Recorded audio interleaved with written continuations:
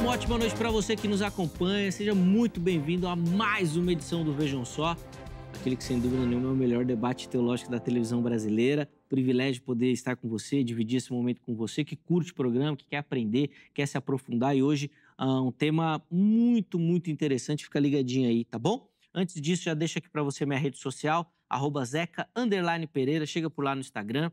Recebo muito carinho da nossa audiência, o que só reforça e comprova a importância do programa e como ele, de fato, cumpre o seu objetivo, que é despertar aqueles que nos assistem ao conhecimento das Escrituras e ao aprofundamento do conhecimento teológico também. E hoje um tema desses, viu? Desses. Vamos lá apresentar os nossos convidados e começar a nossa conversa. Com muita alegria, nós recebemos novamente aqui nos nossos estúdios, ele que é um parceiro do programa, o pastor Paulo Henrique, apresentando o seminário Nasci para Deus. Graça e paz, uma ótima noite. Seja bem-vindo, meu irmão. Zeca, graça e paz, um prazer estar aqui contigo.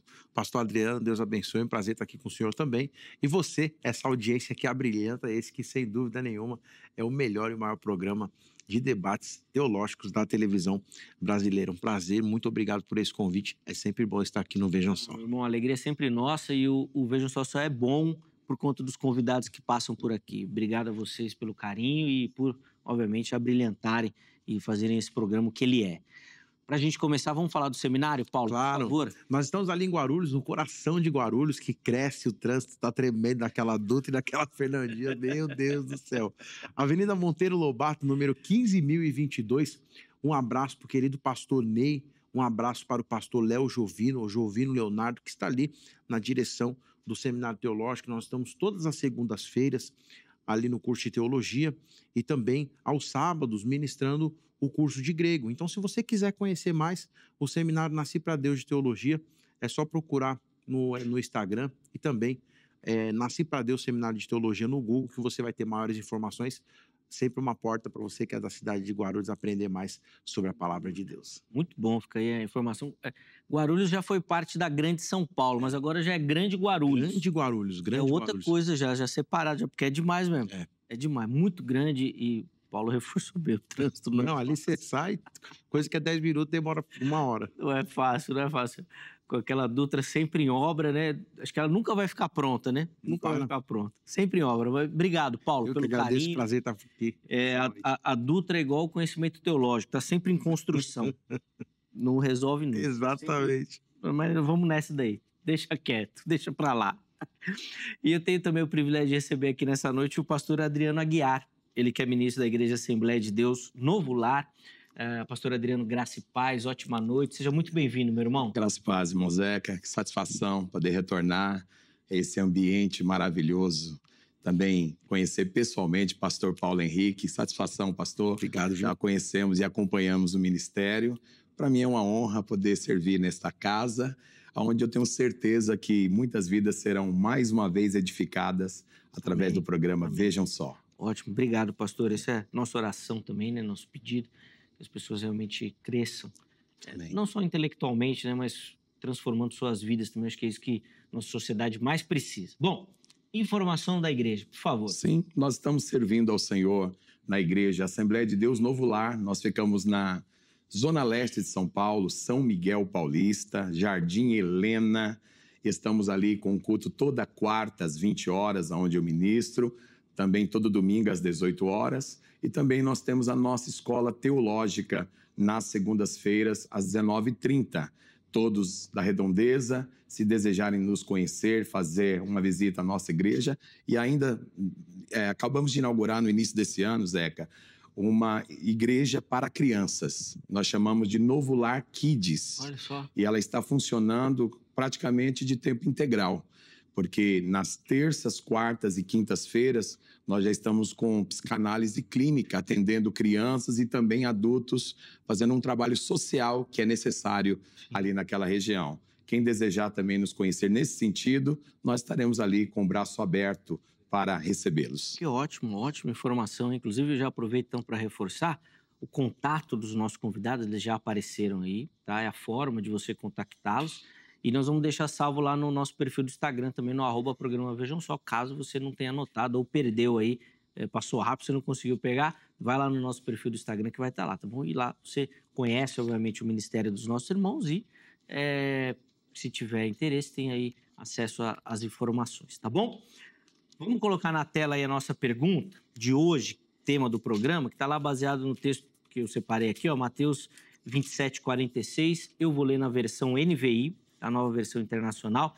Diz assim o texto: Por volta das 3 horas da tarde, Jesus bradou em alta voz: Eli, Eli, lema sabachthani, que significa: meu Deus, por que me abandonaste? Em algumas outras tradições, desamparaste. E esta é a pergunta que nós vamos colocar aqui para os nossos convidados também, a pergunta que Jesus fez. Por que Deus desamparou a Cristo nessa hora? Paulo começa, depois pastor Adriano, aí você vai participar respondendo a nossa enquete também, que nós vamos seguir aqui no debate. E aí, Paulo? Rapaz, esse é um tema bem complexo, né, de ambas as partes, porque quando você vai falar que Deus abandona Jesus, parece que existem vários problemas, e um dos problemas é: se Deus não me abandona, eu que sou pecador, né, pior dos pecadores, como que Deus ia abandonar Jesus, o nosso Senhor? Mas, em contrapartida, essa é uma construção e, de fato, nós temos um texto a trabalhar, um texto a ser analisado.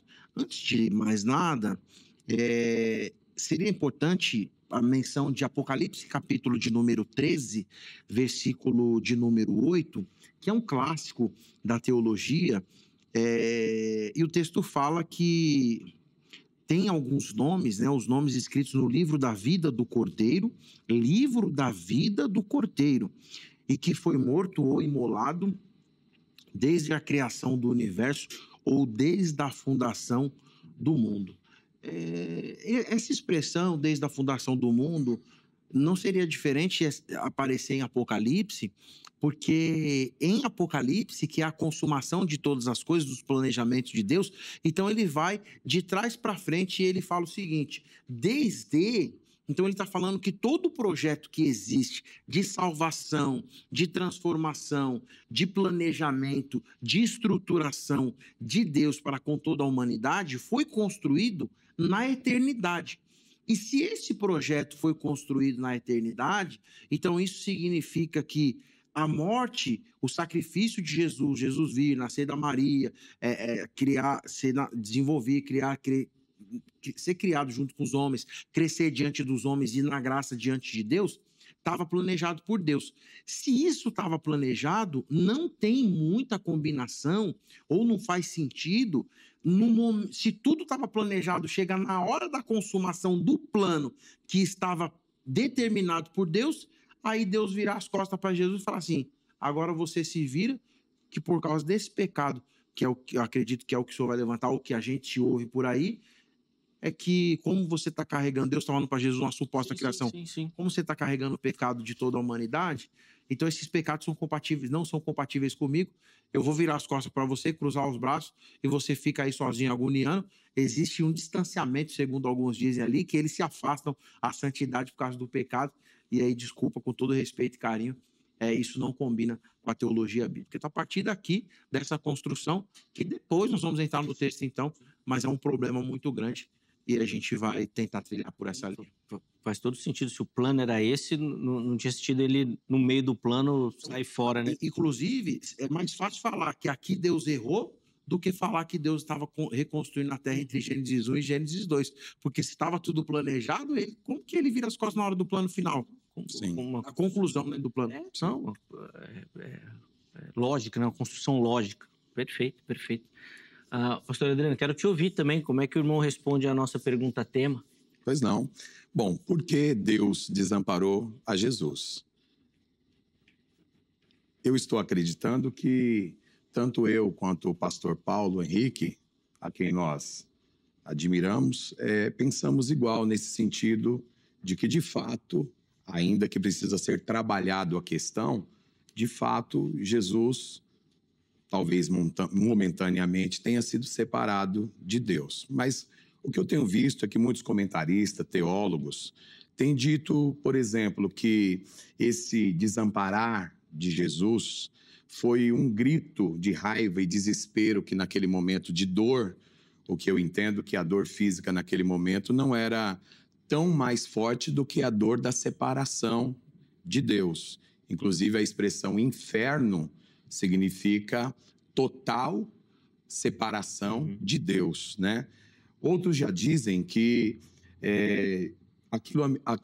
aquela palavra de Jesus na cruz foi apenas uma maneira poética para cumprir o Salmo de número 22.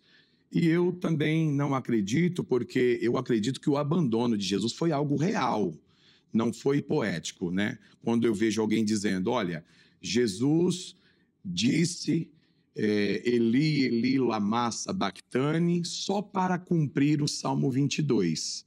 E eu não penso, eu já penso que o Salmo 22, que é um salmo messiânico, foi profético para o Messias. Não foi algo forçado por parte de Jesus Cristo na cruz. Mas também existe um conselho, um entendimento de que Deus, o Pai, não suportou ver o seu filho sofrendo na cruz e que ali foi apenas um abandono sentimental.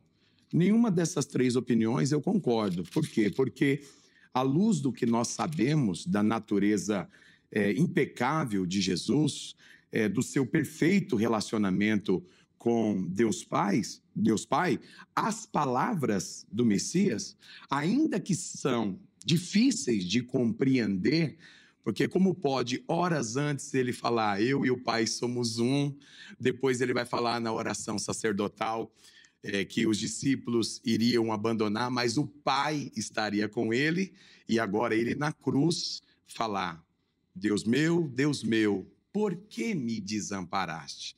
E uma coisa que eu gostaria, claro, de colocar em pauta, por que ele não falou Pai meu, mas falou Deus meu, por que me desamparaste? Eu acredito que esse desamparar foi real, foi momentâneo. Eu não acredito que ali aquele que foi oferecido, como disse o escritor aos Hebreus, pelo Espírito Eterno, eu não acredito numa separação, por exemplo, da Trindade. Eu creio, como disse o pastor Paulo, que já estava tudo planejado desde a eternidade. E o Pai, creio eu, não iria de maneira virar as costas, como alguns fazem aquela novela. Eu entendo Deus sempre nos dando 4 respostas diante da nossa oração. Ou ele vai dizer sim, ou ele vai dizer não, ou ele vai dizer espera, ou ele vai dizer nada. Ele vai ficar em silêncio. E eu penso que ali houve um silêncio da parte de Deus Pai para com o seu Filho Jesus. Mas com uma separação verdadeira mesmo. Sim. Boa.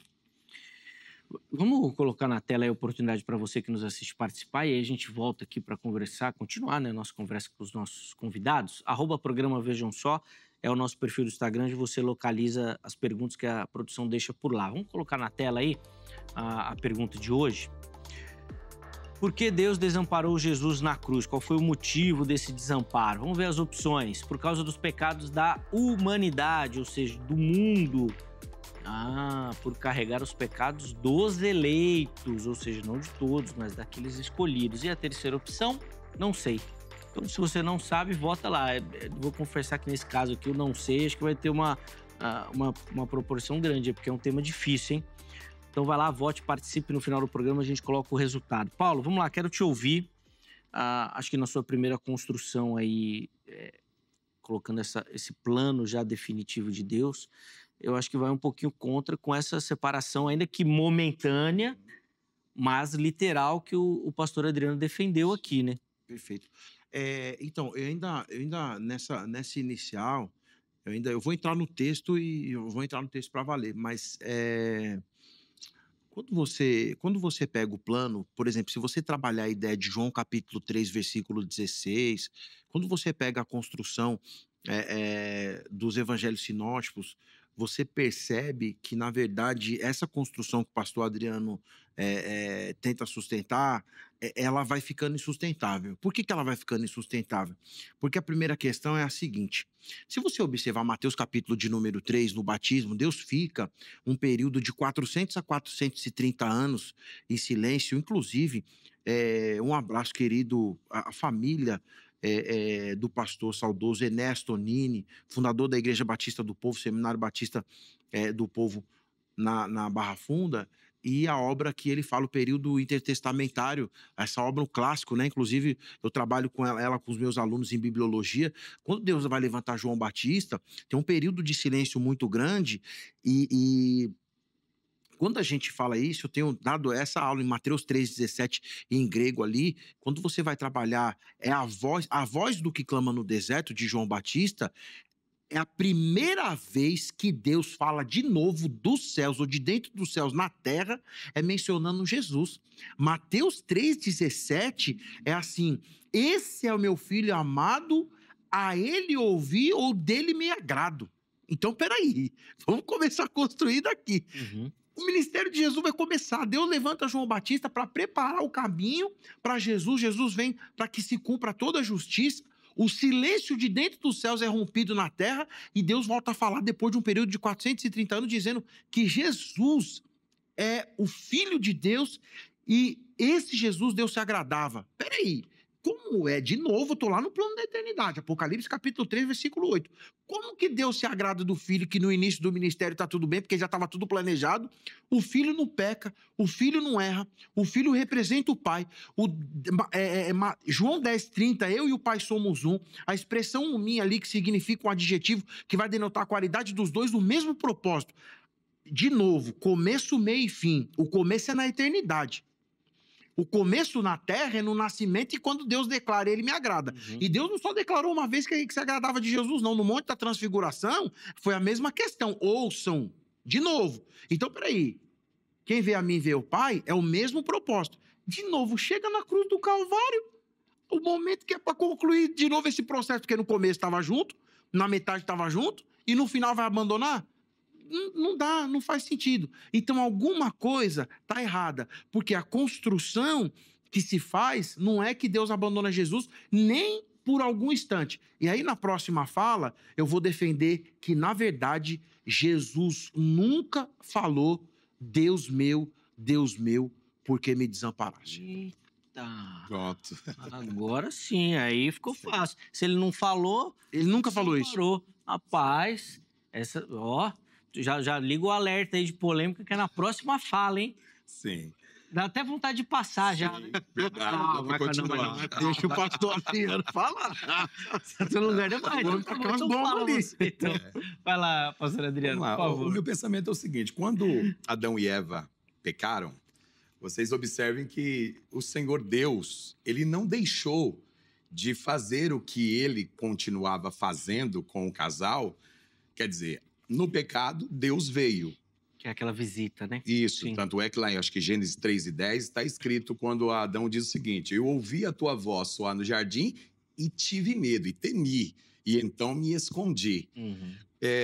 Só para ficar claro o meu pensamento, o que eu penso que está acontecendo na cruz é que, como o Senhor é portador dos pecados de toda a humanidade, então, naturalmente, o afastamento por causa do pecado. E um detalhe, lá em 2 Coríntios, capítulo 5, verso 21, diz assim: aquele que não conheceu o pecado, o fez pecado por nós. Olha a expressão, o fez pecado por nós. Então tinha pecado ali. Isso. Para que nele fôssemos feito justiça de Deus. Então nós devemos tomar muito cuidado, penso eu, ao interpretar essa passagem. Por quê? Porque eu não posso, isso acho uma heresia, dizer que Cristo se tornou um pecador. Jamais. A natureza moral de Cristo, isso... O que vai acontecer ali é que Cristo ele se fez pecado no mesmo sentido em que nós, cristãos, agora, somos feitos nele justiça de Deus. E quando eu leio, por exemplo, o livro do profeta Isaías, no capítulo de número 53, está escrito assim, ó: todos nós andamos desgarrados como ovelhas, cada um se desviava pelo seu caminho. Agora observe, mas o Senhor fez cair sobre ele a iniquidade de nós todos. Quando eu falo de separação, não da separação do filho, da separação, mas o que o pecado estava fazendo no portador. Ele estava ali experimentando exatamente essa ausência, esse mal que o pecado faz em afastar o homem de Deus. Nesse mesmo sentido, é o que eu tenho pensado, porque sobre ele foi posto todo o pecado da humanidade ali na cruz. É quase uma questão de espiritual mesmo, né? Bom, vamos ver. E aí? Só para já organizar aqui, mais uma fala de cada um para a gente chamar o intervalo, tá bom? Beleza. Então, vamos lá, Paulo, tá com a palavra. Então, pastor, na verdade, a gente tem vários problemas, né? Eu entendo a construção que o senhor está fazendo, ela é bonita, ela é filosófica, mas a gente não vai conseguir fugir da realidade do texto, né? Eu tenho essa passagem, ela aparece nos 4 evangelhos. Dos 4 evangelhos, os 3 evangelhos sinóticos, Mateus, Marcos e Lucas. E aí o evangelho supremo, que é o evangelho de João, no que diz respeito à divindade de Jesus. O problema, Zeca e pastor Adriano e nossos telespectadores, é que não existe uma consonância. Os evangelistas, eles não concordam entre si, inclusive, tanto Lucas quanto João se ocultam da expressão que é baseado no abandono. Então, Mateus capítulo de número 27, versículo de número 46, e por volta das 3 horas da tarde, Jesus clamou em alta voz, dizendo, Eloi, Eloi, lama sabactani. Aqui nós temos um problema, por quê? Porque quando você tem a citação que o senhor faz de Salmo capítulo 22, versículo de número 1, aí a gente vai precisar escolher se a citação de Salmo capítulo 22, 1 é referente a Mateus 27, é referente a Marcos 15, é referente a Lucas ou é referente a João. Por quê? Porque, na verdade, aqui, segundo o texto registra, que em grego, na verdade, em hebraico, Jesus usa uma expressão aramaica. Por quê? Porque a expressão Eloi, Eloi, lama sabactani não é hebraica. Hebraica é Eli, Eli, lama azafthani. Então, o Salmo 22, 1 seria o hebraico, azafthani. E Jesus usa Eli, Eli, lama sabactani. A gente tem essa divergência. Quando você vai analisar o texto de Marcos, também não tem igualdade. Por quê? Porque ele, em vez de falar Eli, Eli, ele fala Eloi, Eloi, lema sabactani. Já não é mais lamá. Então, não tem concordância aqui com relação ao que Jesus fala. Eles estão com dificuldade de compreender o que Jesus disse. Depois, quando o senhor pega Lucas, capítulo de número 23, e começa a fazer a análise a partir do versículo de número 44, e o próprio texto de João, capítulo de número 19, versículo de número 25, o João oculta o Eli, Eli, então não tem. Inclusive, o senhor questionou dizendo por que Jesus não disse pai, e em João ele fala pai. O texto de João é Jesus dizendo o seguinte: Pai, em tuas mãos, João capítulo 19, versículo de número 46. Pai, em tuas mãos entrego o meu espírito. Então, peraí, os evangelistas estão com problema de entender o que de fato Jesus falou. Porque primeiro não tem consonância na expressão Eli, Eli, Eloi, Eloi. E se for um aramaico um pouquinho mais para baixo, a expressão ainda muda. Segundo, aí eu encerro fazendo uma pergunta para o senhor dizendo o seguinte, a primeira pergunta: por que não existe consonância nos 4 evangelhos? E aí, se o senhor quiser deixar João de lado e trabalhar os 3. Sim. E por que em Marcos e Mateus, Jesus supostamente usa a expressão diversificada? Se ele falou em aramaico ou em hebraico, não tem igualdade. E por que João e Lucas ocultam essa questão do abandono? Porque se eu deixar o Marcos de lado e o Mateus de lado e abraçar o João e o Lucas, eu já não vou ter mais a questão do abandono. Sim. E aí eu queria saber como o senhor trabalharia essa questão. Boa. O pastor Adriano vai responder e na sequência nós vamos para o nosso intervalo aqui. Vamos lá, pastor, por favor. Bom, sobre o que o pastor Paulo está falando, de fato, no verso 46 do capítulo 27 do evangelista Mateus, está escrito: e perto da hora nona, exclamou Jesus em alta voz, dizendo: Eli, Eli, lema sabachthani.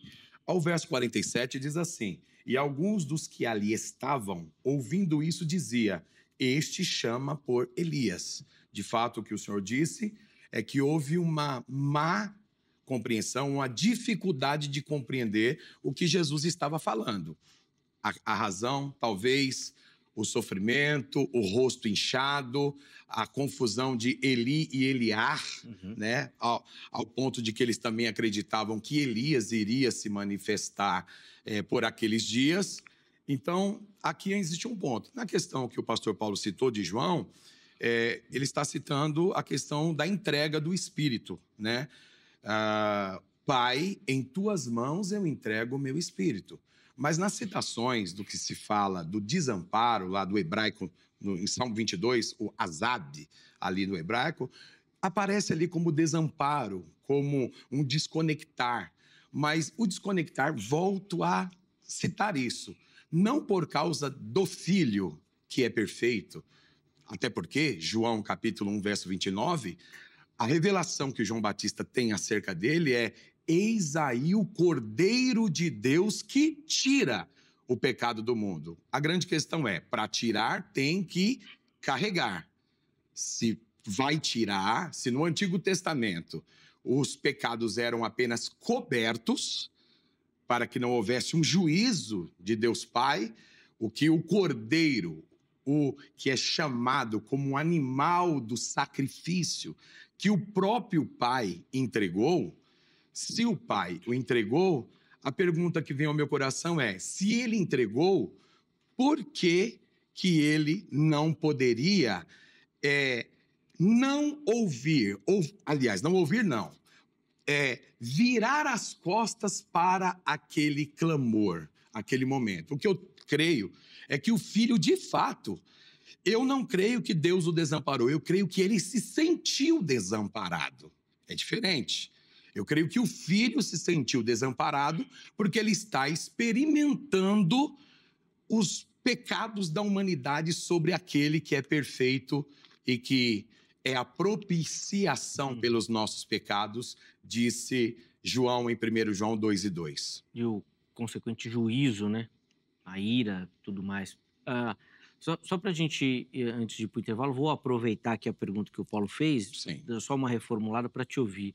Pastor, o senhor acha que a ausência em dois dos evangelhos, né, e essas nuances nos dois que citam, pode ser de fato uma comprovação ou algo que a gente pode utilizar para pelo menos pensar na dificuldade de entendimento disso? Sim. Ou seja, de repente ouviram errado, ou Sim. realmente não tem, ou até a ausência neles pode significar um momento que de repente não era, entre aspas, tão importante. Sim, eu também entendo assim, que a dificuldade de compreender o que Jesus está falando na cruz.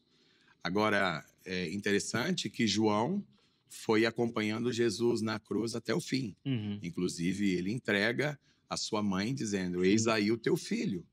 Então, aqueles que estavam ao redor, também concordo, poderiam, de fato, não compreender com clareza o que ele estava falando, né? Volto a dizer, eu não acredito que Jesus falara aquilo para cumprir o Salmo, mas eu acredito que o Salmo profetizou, porque sim. no discorrer do contexto a gente vê se cumprindo tudo no Messias. Boa. Então vamos para o intervalo, no próximo bloco a gente continua aí nessa temática e vamos aprofundar um pouco mais. Você viu que é um texto simples, tem muitas nuances aí e algumas interpretações muito equivocadas aí que acabam por rachar aí o pensamento teológico. Mas vamos para o intervalo, na sequência a gente volta. Antes, telefone da grade na tela, quer estudar teologia, quer se aprofundar no conhecimento das escrituras, é indicação do Vejam Só para você que quer se preparar para o trabalho ministerial, a Academia Teológica da Graça de Deus. O telefone já está aí, ó, código 11 3115-0819, 3115-0819. Anota, tira uma foto, salve ele aí para amanhã você entrar em contato com a secretaria e aí tirar suas dúvidas. Eu tenho certeza que você aqui de São Paulo ou de qualquer lugar do Brasil vai conseguir se encaixar nos formatos que a grade oferece. Além disso, vou deixar aqui para você todas as informações da HIT, Vem conhecer a nossa estrutura, a nossa programação, o nosso conteúdo, tudo aquilo que a gente faz e prepara com muito carinho para você e para toda a sua família, tá bom?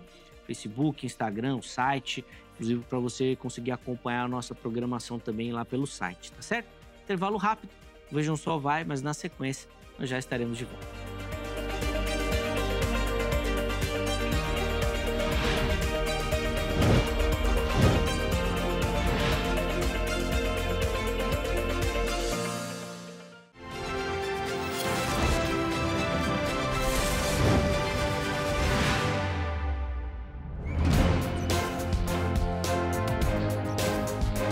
Muito bom, estamos de volta com o Vejam Só, intervalo rapidinho aí na nossa conversa.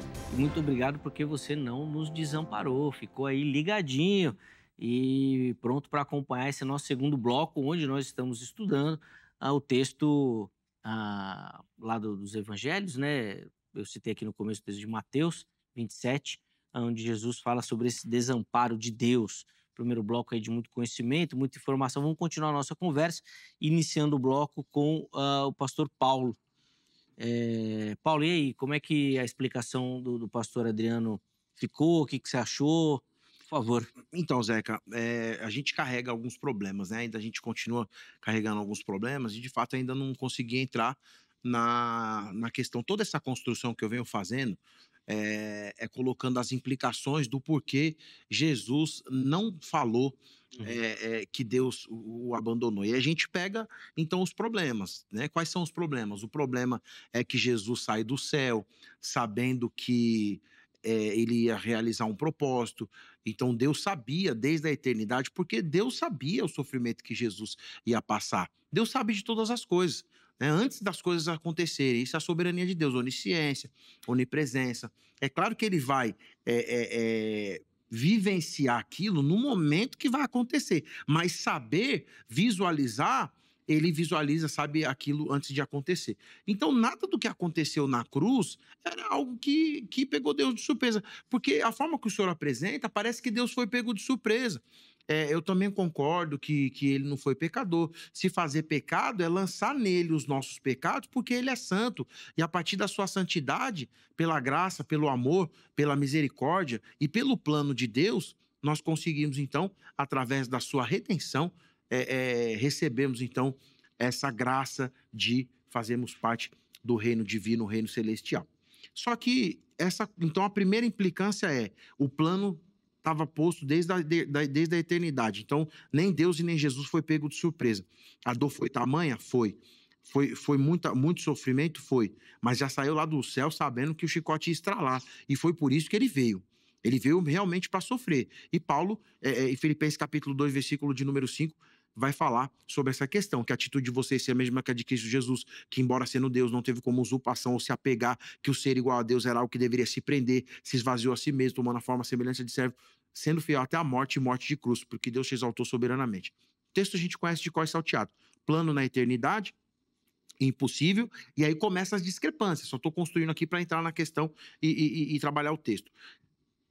Nenhum evangelista entra em consonância, não tem acordo entre os caras. Um fala que ele falou em aramaico, o outro fala que ele falou em hebraico. Então os caras estão na dúvida do que ele falou. O senhor concordou comigo na inicial que quem ouvia Jesus falar nem sabia o que Jesus estava falando. E agora eu começo a trabalhar a questão do texto. Primeiro, o soldado, Zeca, nem sabia o que Jesus estava falando, porque o soldado fala assim no texto, ele está clamando por Elias. Eli é diferente de Eliarro. Os caras não sabiam, Romano não sabia falar aramaico. Romano sabia falar latim. O muito que Romano sabia falar era grego. Então você tem os soldados romanos que não eram poliglotas. Era diferente você pegar um Lucas, que também tinha dificuldade com o hebraico e com o aramaico. Inclusive é por esse motivo que Lucas tem uma dificuldade de registrar a expressão Eli, Eli ou Eloi, Eloi. Uhum. Ele vai trabalhar a ideia, né? Então ele nem se exibe, tanto é que existe um sacrifício ou um esforço de falar que na língua deles significa, ou que na língua deles diz. É porque ele falava grego e falava latim. Então, primeiro, quem ouvia não sabia o que Jesus estava falando por vários motivos. Primeiro, por não entender o latim, ou por entender o latim e o grego e não saber o hebraico e o aramaico. E aí aquela questão que o senhor falou é importante, porque, primeiro, Jesus estava sem beber água. Faz um teste você, fica com sede e em dor de sofrimento no corpo e tenta falar qual era a distância que Jesus estava da cruz, Stauros e Patíbulo, dos soldados. A voz dele saía naquele vento, porque no Gólgota era alto. Já saía computadorizado. Olha todos os problemas que eu estou levantando aqui. Sim. Porque parece que a gente só lê o texto, a interpretação é simples e fácil. Não. Aí eu queria saber o seguinte, o que os caras estavam falando? Que Jesus estava clamando por Elias? Jesus queria o quê com Elias? O Elias podia fazer o quê por Jesus ali na cruz? Então, primeiro, não dá, baseado no texto, não dá para falar que Jesus disse, Deus meu, porque me desamparaste? Porque quem ouve não sabia o que Jesus estava falando. E, de fato, Jesus não disse isso. Vamos lá, Adriano, por favor, pastor. Eu creio nesse abandono aí momentâneo, porque eu estou vendo que Jesus ele está tomando sobre si todos os pecados do mundo. A primeira carta de Pedro, no capítulo 2, o verso 24, diz assim: levando ele mesmo em seu corpo os nossos pecados sobre o madeiro, para que, mortos para os pecados, pudéssemos viver para a justiça, e pelas suas feridas fostes sarado. Se nós analisarmos nos Salmos 22, Jesus sendo zombado, as mãos e os pés dele sendo furados, pessoas iriam lançar sorte sobre a sua roupa, só que no fim, o fim do Salmo é todos olhando e louvando a Deus. O fim desse momento de dor, de angústia, é o louvor. Porém, todo esse sofrimento, eu não acredito que iria fazer ele pronunciar tal expressão. Por que me desamparaste? Eu creio que ali é um sofrimento acima do sofrimento físico. É o sofrimento espiritual. E eu sempre digo, sempre falo que ainda bem que quando Adão e Eva pecou, o Senhor os expulsou do Éden. Por quê? Porque ali foi um ato da graça de Deus. Porque senão, até hoje, nós seríamos pecadores eternos, se nós tivéssemos acesso à árvore da vida naquele momento. Então, da mesma forma, eu estou vendo a cruz. Naquele momento, sobre ele está o pecado de toda a humanidade. E ele está experimentando aquele sentimento de abandono do Pai. De ausência, né? E aí, Paulo? Então, eu concordo com o pastor Adriano. A questão aqui não é que se Jesus levou ou não nossas dores. Isso faz parte da cristologia. Se ele não fizesse isso, nós não estaríamos nem de pé. Né? Eu concordo pela a questão das profecias messiânicas, do Salmo 53, de toda essa questão. Ele levou sobre si as nossas dores, né? Pelas suas pisaduras, pelas suas feridas nós fomos sarados, isso eu concordo. O que eu estou discutindo é um problema textual, que o texto, e aí o senhor concorda comigo na inicial, que eles tiveram realmente uma dificuldade, mas então eu vou trabalhar agora uma questão na crítica textual aqui. Eu levantei a questão da fala, né, o hebraico e o aramaico, e agora tem um problema maior. Primeiro, por que os evangelistas não falam a mesma língua aqui? Eu sou ortodoxo, tá? Eu concordo, eu acredito na revelação, na inspiração da Bíblia Sagrada, só que eu sou exegeta. Aqui a gente está num debate, então você que é hater aí vai pegar o corte e falar assim, pastor PH falou que não, pastor PH não falou nada. Não vai tirar minha fala fora do contexto, que não vai funcionar. Eu já mando o recado, você já me conhece, né? Você já sabe que os caras estão só esperando, né? Sim. E circula, a visualização é grande. Na hora que você então, fala aí, não está escrito na Bíblia. Mais do que a teologia. Exatamente. Então não é isso que eu estou falando. A primeira questão é a seguinte, quem escreveu o que primeiro? Vamos discutir crítica textual. Qual evangelho surgiu primeiro? Na sequência que reza, Mateus, Marcos, Lucas e João. Você gosta, né, Zeca? Caramba, como que ele vai fazer isso aí? Ou nós temos, então, o Evangelho de Marcos, datado segundo Pápias ou Papias, 45 a 50 depois de Cristo. E aí, Mateus, você tem ele lá na 68, 72, 73 ali. Sim. E aí alguns historiadores do Novo Testamento, Joaquim Jeremias e Kümmel, e alguns especialistas do Novo Testamento, vão dizer que, na verdade, Marcos escreve, Mateus copia de Marcos, e Marcos copiou de uma fonte que é chamada de fonte que em alemão não é Keller, é Quvel. Em alemão é Quvel, que significa fonte, base. Agora, pastor Adriano, olha o problema que nós temos. O manuscrito mais antigo, que relata Marcos capítulo 15, versículo de número 44, tendo ele como texto mais base, é o papiro Oxirhynchos 5345. Esse papiro é datado aí do final do começo do terceiro século, e aí esse texto do terceiro século, ele vai narrar e vai trazer essa ideia de que o Marcos 15, 34 aparece só depois ou a partir do terceiro século.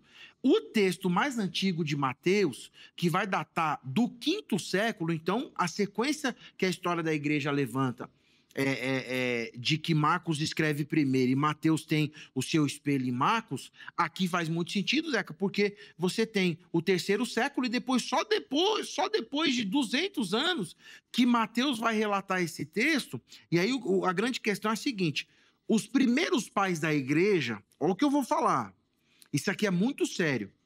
Primeiro século, o segundo século e o início do terceiro século da igreja, baseado em Evangelho Kata Marcon Ena, Evangelho de acordo com Marcos, não fazia a leitura de Eli, Eli, Labá Sabactane. Olha o que eu estou falando. Porque se esse registro só vai aparecer a partir do terceiro século em Marcos e a partir do quinto século em Mateus, então a igreja primitiva não lia o texto que nós estamos fazendo menção aqui. E jamais associou esse texto em Salmo 22:1. Então aqui, para mim, está o maior problema. É por isso que eu venho construir essa questão. Os manuscritos que a gente tem hoje já tem o texto, né? A gente não tem nenhum manuscrito sem ele. Isso, exatamente. Ele vai começar a aparecer a partir do terceiro século. Tá. Em Marcos, em Mateus, a partir do quinto século. Eu pergunto, quais são as cópias anteriores ao terceiro século de Marcos e antecedente ao quinto século de Mateus que aparecem as cópias, e por que eles não faziam essa leitura? Porque não tinha o texto. Só vai aparecer a partir do terceiro século. O que é isso? É uma adição? O que é isso? É complicado. Sim. Não sei se vai dar tempo, mas depois eu queria até te ouvir o porquê que eles iriam acrescentar. O porquê da adição. Mas não sei se vai dar tempo. Não, sim. Mas senão qualquer coisa a gente conversa em off aí depois. Perfeito. Vamos lá, pastor Adriano, por favor. Sim. Não, o que o pastor Paulo Henrique está colocando é uma discussão que eu tive uma oportunidade de fazer algumas pesquisas nesse sentido e, de fato, é discutível essa questão, até porque a base do Salmo 22, porque os hebreus não tinham, principalmente os rabis da época de Jesus, não tinham a Bíblia como hoje nós temos, dividida em capítulos e versículos. Então, quando eles iam fazer uma citação, eles citavam a primeira linha, né? Como eu estou acreditando que Jesus, na cruz, continua sendo mestre, ele está trazendo a referência para o Salmo 22, o cumprimento nele. Nós chamamos isso de a doutrina da imputação, que é declarar como pertencente a alguém a responsabilidade, né? O estar sobre ele os nossos pecados. Quando nós vemos Paulo falando do assunto em Romanos capítulo de número 5, o verso 12, Paulo escreveu dizendo: pelo que como por um homem entrou o pecado no mundo, e pelo pecado a morte, assim também a morte passou a todos os homens, por isso todos pecaram. Agora olha o verso 17. Porque se pela ofensa de um só a morte reinou por esse, muito mais os que recebem a abundância da graça e do dom da justiça reinarão em vida por um só, Jesus Cristo. Pois assim como por uma só ofensa veio o juízo sobre todos os homens para a condenação, assim também por um só ato de justiça veio a graça sobre todos os homens para a justificação da vida. Eu continuo acreditando que Jesus, naquele momento, teve um sentimento de desamparo quando esteve na cruz. O verso 19 termina: porque como pela desobediência de um só homem, muitos foram feitos pecadores. Eu uma vez fui abordado, Zeca, na sala de aula, por um aluno que disse que não acreditava que na cruz o Senhor Jesus havia deixado de ser Deus. Eu falei, mas jamais, ele é Deus do início ao fim. Aliás, antes do nosso início. Mas, porém, quando eu leio 1 Timóteo 2:5, eu entendo que o sacrifício foi, olha só, pelo Espírito Eterno, mas quem está ali é o homem. Porque há um só mediador entre Deus e os homens, Jesus Cristo, homem. Então, como homem, carregando os nossos pecados, por que ele não poderia ter esse sentimento de desamparo? Mas aí já vai entrar em outra polêmica, essa separação aí da humanidade e da divindade de Deus. Mas é outro tema. Ó, infelizmente, nosso tempo terminou. Então, 2 minutos... Rapaz, o negócio passa rápido demais. 2 minutos só para as considerações finais e conclusão para a gente poder encerrar. Vamos lá, Paulo. Começo contigo, depois o pastor Adriano finaliza o programa aqui. E 2 minutos mesmo, hein? A hora que der aqui, tocar a sirene... Eu sou obediente. A gente já termina. Vai, vamos lá, Paulo. Na verdade, você gosta, né? Colocou o horário, eu vou cumprir. Vai lá, irmão. O que acontece? Acontece o seguinte, eu acho que é justamente aquilo que você falou, tá? Então, vamos supor você que é telespectador, inclusive, o pastor Adriano não se opõe a esse levantamento que eu estou colocando. Não. Ele entende que houve uma separação momentânea ali, mas reconhece as dificuldades do texto, reconhece que de fato tem a questão da manuscritologia. Agora, se tivesse um tempo, como não tem a consideração final, até inclusive para dar tchau e agradecer você, a gente teria um problema em Salmo 22, na questão do Eli, Eli, Lama Azaftani, porque na verdade, Azaf, ou Azaftani, na verdade, não seria abandono. E aí o BO tá aqui, e é essa construção de tentar colocar lá para fazer uma outra questão. Mas enfim, quem sabe, ou uma segunda parte, ou alguma coisa que a gente pode bolar aí para você. Numa sala de aula, exatamente, você me por aí, né? Eu queria para agradecer aqui já. Um minuto. Eu queria te agradecer. Você sabe que sem você esse programa não funciona. A sua audiência aqui é especial. Muito obrigado por você dispor desse tempo. Está cansado, trabalhou o dia inteiro, mas está aqui aprendendo da palavra de Deus.